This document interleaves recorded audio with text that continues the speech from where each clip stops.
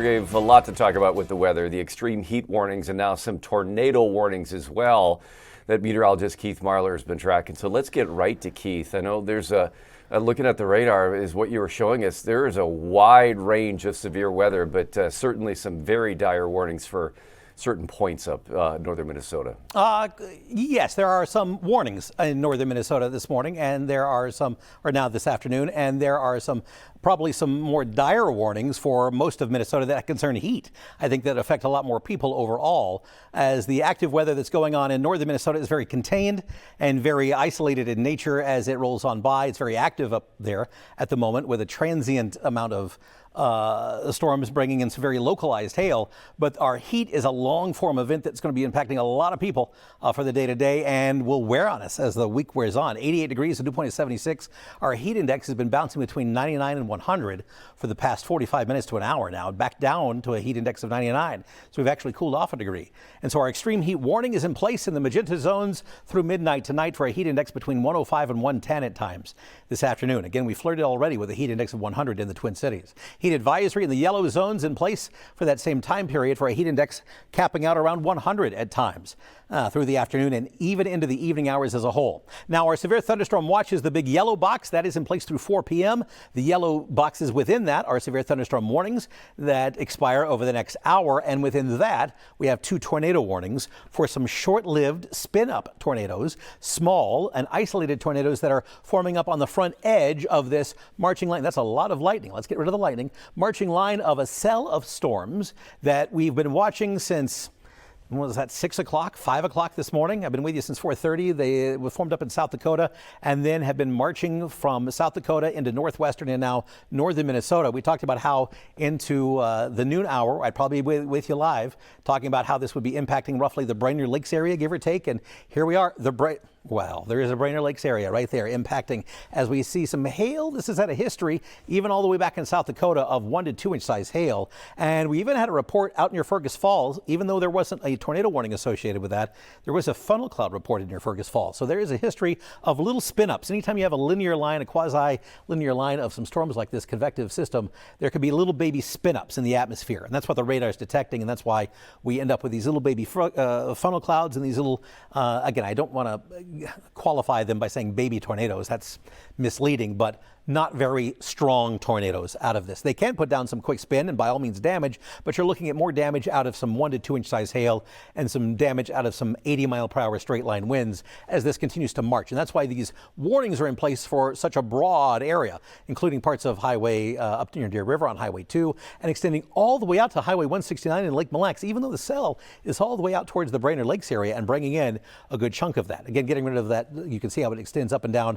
and clearing Highway 71 down, clearing Park Rapids and Wadena, but that in particular clearing sections of that as we zoom in just a bit there, moving on into the western side there of Nisswa out towards Pine River.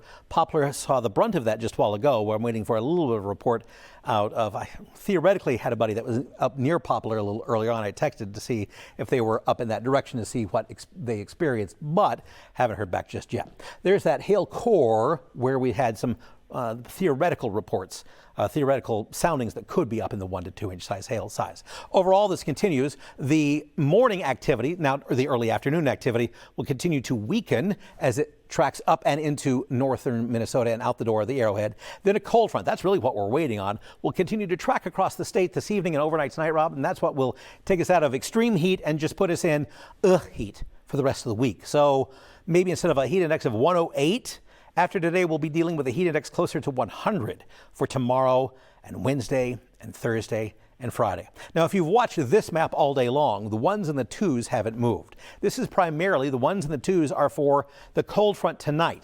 That's the winds 60 to 70 miles per hour, the 1 inch plus hail, the very isolated tornado potential. We're seeing that already today, obviously, and the heavy downpours. But the little yoke of a 3 has moved around. It's tracking the current situation.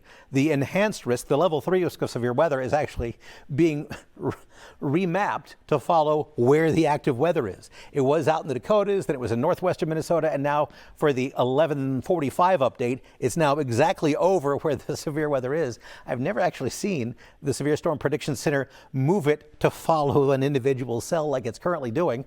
We'll see if it updates again, and I'm assuming they'll wipe it out when they update again around 3:30 or 4 o'clock this afternoon. So into the noon hour, we're in the mid to upper 80s. Most of the state is not dealing with that cell in northern Minnesota. Again, if you're to the north, if you're near the Brainerd Lakes area or riding just north of Lake Mille Lacs, or even up along Highway 2 from say Grand Rapids and up into the northern end of St. Louis County, you'll have to deal with a pretty powerful thunderstorm at times through around 3 o'clock this afternoon. Otherwise, just hot and gross. Gross is the key word for the day today. A high of 96 feels more like 108 this afternoon. Now, this evening, all bets are off for some storms. They'll be isolated, but if they're powerful enough to punch through the atmosphere with that cold front, they're powerful enough to get a little wind and hail going. Key times in the metro really aren't until after sunset, but they'll form up around 7 or 8 o'clock in western Minnesota, and then just kind of get their act together and form a broken line as they move across the state. Your sweat index, again, code purple. We had to pull out that color for the heat warning itself and for that 105 to 110 plus heat index. The burn time 10 to 15 minutes. We're back to a code yellow air quality. And again, we've got that level 2 risk for severe weather. Now, after today, we're dealing with low 90s Tuesday, Wednesday, Thursday, Friday, Saturday, and a heat index around 100. I'll show you on that 7-day forecast coming up a little after 12:30. Rob? Yeah, a lot going on up there. My brother-in-law and his family just are renting a cabin in Nevis area, which is just to the north of those tornado warnings. So certainly a lot of activity. Again, not to discount at all any type of tornado warning, but there is a difference between a cell producing big tornadoes that you track with major rotation and everything else, and these aren't cold air funnels necessarily, but they are short-lived, quick spin-up tornadoes that produce funnel clouds. And this is something that you would have.